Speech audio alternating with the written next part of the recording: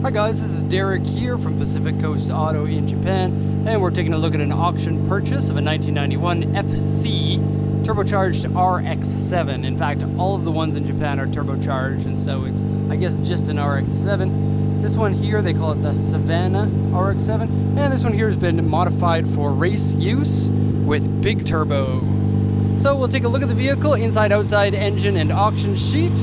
But before we get into it, I'm going to shut the engine off on this one. Typically, I'll leave the engine running, but this one is extremely loud, like no muffler at all kind of loud. And we have had 2 complaints from neighbors recently for loud cars. And the last guy, he was like, "You're driving the cars with no license plates around here, and I'm so angry." And so because of that, we don't want to have any problems with people. I think we were not racing the cars around. I think he was just angry because it was noisy. And so, plus, the video is probably a little bit easier to hear me if there is no noisy blah, blah, blah, blah engine going on. Okay, so we got a lot of modifications done. Looks like this was kind of an amateur racer, somebody who likes to go take his car out to the track, not something that was driven as a daily driver. A lot of modifications for cooling, for example, the plates here that direct air into the aftermarket hood here, which I'll show you once I get a chance to close it. Here's Mr. Big Turbo, or Miss Big Turbo, I don't know. Obviously there's only one, and so can't be a Mr. and Miss Big Turbo. The FCs were single turbo engines, 13B. Don't know much about that turbo, don't know how much horsepower you'll be able to make out of it. Front mount, sort of front mount intercooler. Intercooler's hiding down here, and it's completely horizontal. Can you see that? Kind of cool. And then the radiator is at an angle, so it creates sort of like a V mount, I guess they would call that. Okay, what else are we going to show about the engine? Okay, this one actually has an alternator belt, and so I guess that's a benefit. The last one we bought didn't have an alternator belt. I didn't notice it. I could blame the fact that the strut tower bar and the other one was right on top of it, but I really should have caught that. And because I was thinking about that, I noticed that we're missing another belt here. And that one's for the AC, and AC obviously doesn't work. In fact, the fan inside doesn't work, so it's been disabled apart from the compressor just not being there and the condenser. Okay, strut tower bar that has been modified with bolts, amateur racing style, to be a little bit higher so it clears your intercooler or your intake piping, I guess we would call that. And yeah, I mean, the engine seems to run fine. The mileage on this one is unknown. The vehicle has been raced. The auction sheet mentions about a lot of details about the racing parts, like racing seat, roll cage inside the car. And so getting into a car like this, if you buy it at auction, you really have to have really big, powerful decision makers there, because this is a risky vehicle to get into. The RX-7 tends to be a little bit riskier than most cars, but one that you know has been raced is definitely going to be riskier than one that has, never seen a racetrack, no modifications, original wheels, that sort of thing. So I think that, you don't pay very much for a vehicle that's been like this, but you do take a big chance. And so there's either you get a really good car, good value for the money, or sometimes you can be sad with blown engine. Now, I don't know what the compression is on this. It's not coughing and stuttering more than your typical rotary engine, and the oil pressure is good. There is an aftermarket gauge, and it shows a decent amount of oil pressure. That's all good. However, the car was low on coolant, and so there's a chance that it has overheated at some point in the recent history. Okay, going to lower the hood here. And I just want to mention something as I'm lowering this, that this ducting lines up perfectly with this one here. So the air has almost nowhere to go except for up and out after it's gone through the radiator. There are vents in the back there, and then that vent there lines up pretty well with the top of the turbo. And so that one will vent your turbo. And the hood doesn't fit on here properly because it's running hood pins instead of the standard latch. The standard latch has been removed. And then it has the intake in the headlight, pretty common of a 90s car to have that, especially on the pop-up headlights. And that one feeds in directly to the air filter that was right behind it. Okay, I'm just going to slide these pins in. Now you could adjust these to have a better fitment of the hood. The hood is a fiberglass, or not fiberglass, FRP. So fiber reinforced plastic. And get that in there. And so these types of hoods tend to deform, don't fit the body perfectly, and you can see there are some gaps at the front and on this side. The other side doesn't have so much of a gap, but this one here you can push down to line up better, and if you just adjust this, that would hold it into place a little bit better in that respect. Okay, already 5 minutes in, we've barely gotten into this car, so let's quickly go over the auction sheet. This is the information given to us before purchasing the car. There's a lot to go over here, so pardon me as we go through this. It's 1991 RX-7. Those ones are the 205 horsepower versions of them. I believe that's more power than the US ever got in the FCs. And they've swapped in the rear tail lights of the older model, and so it's people won't be able to notice that this one here is the do they call it a phase 2 or spec 2? I don't know. RX-7 Savannah. Auction grade R because it's been in an accident. Interior grade C. 32,096 kilometers with the unknown mileage. That's what the star here means. Very important to know about that. Super risky to get an RX-7 with unknown mileage. And it says here it has a 260 kilometer an hour gauge set that has been swapped in, and that's why the mileage is unknown. Lucky thing, this is a RE Amemia gauge set, which is obviously the RX-7 company that everybody knows and doesn't know how to pronounce properly. That's from Japan and makes those really crazy RX-7s, especially their FDs. Okay, aftermarket driver's seat is Bride, or Bride as they call it in Japanese for some reason. Sounds stupid to me, so I just say Bride. Aftermarket exhaust, aftermarket turbo. It says it's a K31901. That's not a turbo that I recognize, so possibly somebody who knows about these turbos on the RX-7 can post in the comments about how much power you can expect to get out of that turbo, how much boost you can put through it efficiently. Aftermarket roll cage in the car, steering wheel is aftermarket, aftermarket wheels, aftermarket tower bar, aftermarket rear spoiler. Spoilers! Okay. And then onto the report. So it's been in a front accident requiring the replacement of the hood, fender, the door here. W3 on this side, and W2 there. W3 and W3. W3 is very bad condition paint. Okay, W3 is a repaint. Kind of hit and miss, usually pretty okay. Paint crack here. Front bumper cracked, cracked tail light here, and then all of this. So interior wear and dirty, steering wheel wear, peeling and cracked. Door mirrors are peeling. You can see the peeling paint at the top of the door mirror there. We have aftermarket driver's seat wear, aftermarket hood, and other various aftermarket parts. Here's what the hood looks like from the back. In fact, I quite like the look of this hood on this car. I think it's a good look for it. I think it matches the era. Here's the thing with 90s cars is you kind of want to modify them to continue looking like 90s cars by this point. They are classic cars now. And what's nice about this one is there's no rust that I can find on the car anywhere. And so that's a pretty rare thing for an FC chassis. And that's maybe worth the purchase price alone, to be honest. Rear seat has been partially removed. They don't know about the registration, but the top of it is missing because that's how you fit the roll cage in the back. Under the bottom cushion is still there. Underside has surface rust. Surface rust is not something that I worry about. It happens to several cars after like 2, 3, 4, 5 years, and in all honesty is not something to be worried about. We've bought many cars with it and I'm not worried about it. If it says anything about corrosion or C or there's some other terms for it, then stay away from the cars in my opinion, but this one is not something that I worry about. Winter tires, it turns out they're only on the back, which is weird. Time to switch up the wheels and tires. Aftermarket aero parts scratched, cracked, paint cracked. And here's the accident damage here. Left and right baffle,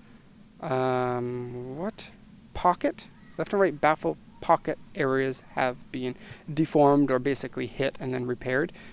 Core support has a hole for modification in it.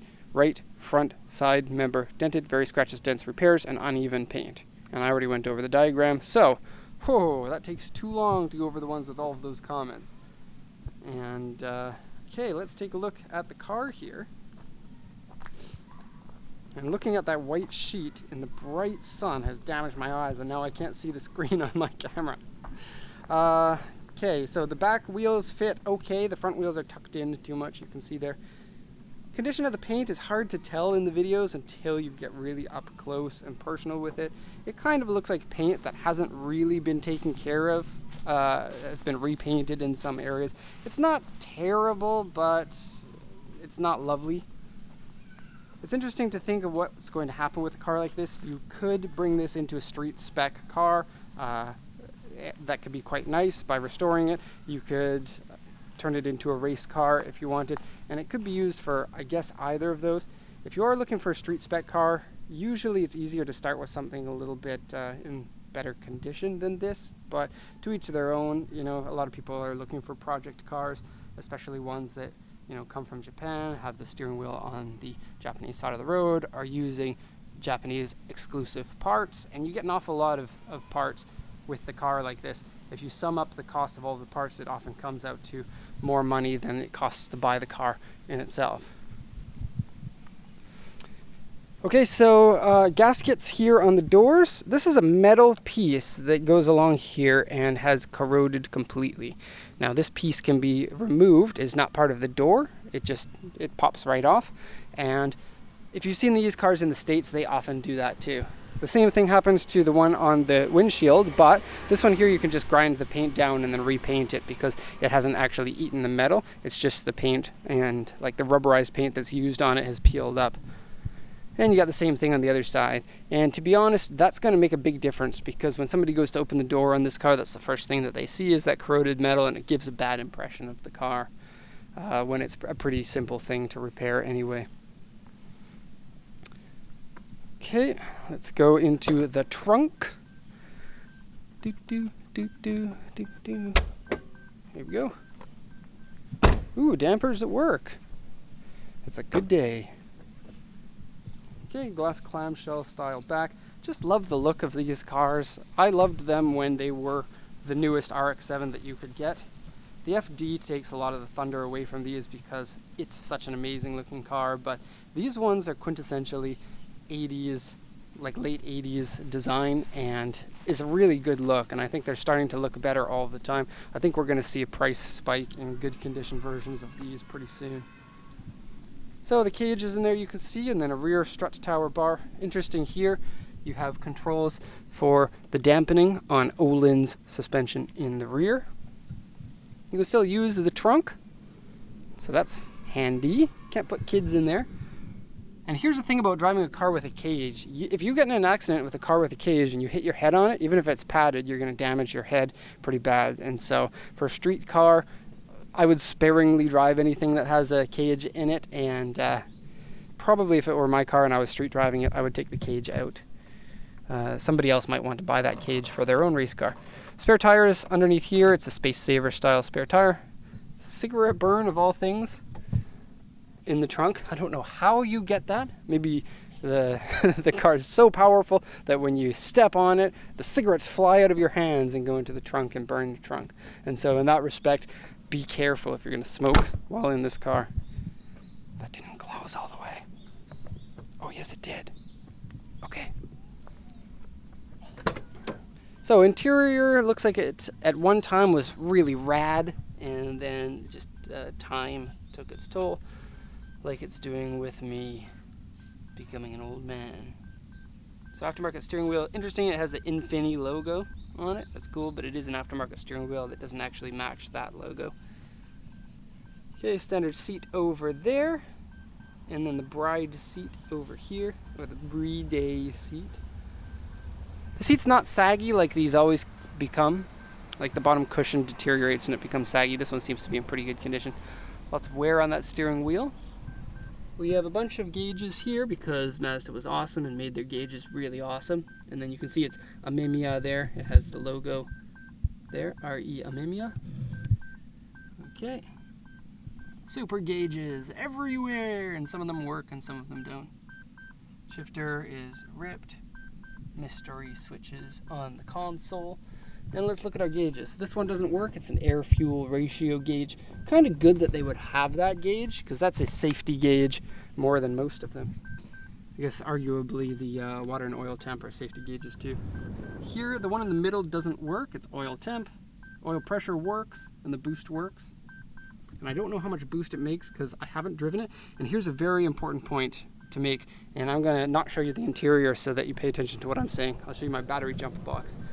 Okay, when you buy a car that has a big turbo like this, it's running a custom map for the computer, and it's running on Japanese fuel. And this car's going to the States where fuel has different octane ratings. If you bring this car in and you floor it and you boost all the way, there's a chance that you'll break the engine because you don't know how aggressive that map is and if the US fuel is going to be strong enough for it.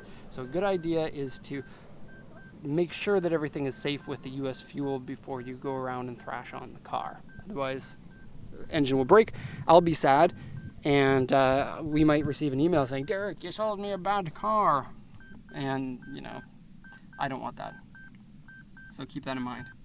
Okay, missing one of the fins for the vent there, but the AC doesn't work, the blower doesn't work, so too bad. Looks like an old school boost controller there. Oh, that beeping. Somebody is going to be mad at me for that. Okay, I'm sorry. Here we have some temperatures over there. It looks like maybe the water temperature one works. The other one, it doesn't say what sort of temperature it is, so I don't know. Boost controller there, then what's this? Somebody tell me it's Gretty something. It looks like a boost controller. It looks like it's set at 1.4 bar, which would be really strong. 1.4 bar in a 13B. Someone tell me how much power that makes. Roll cage is, well, it's roll cagey. It does its thing. Bolted in? Can't tell. Maybe bolted, maybe welded. Don't know. Okay, there's batteries in it. Batteries included. Wheel spacers. Is that just a box?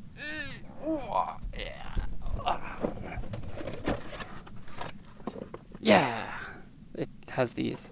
Okay, these can't be used with the current strut tower bar that's on it. Toyota tools, because everyone knows Toyotas are reliable.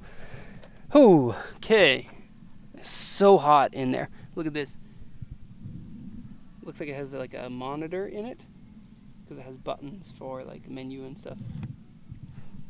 Okay, so yeah, I'm not going to take this one for a drive because I don't want anything to happen to it, and I want my cars to be treated with baby fingers anyway. So we pull it out of the lot and we pull it into the lot, and other than that, a modified car is just too risky for us to go for a rip, because if the car breaks, it's going to be my fault.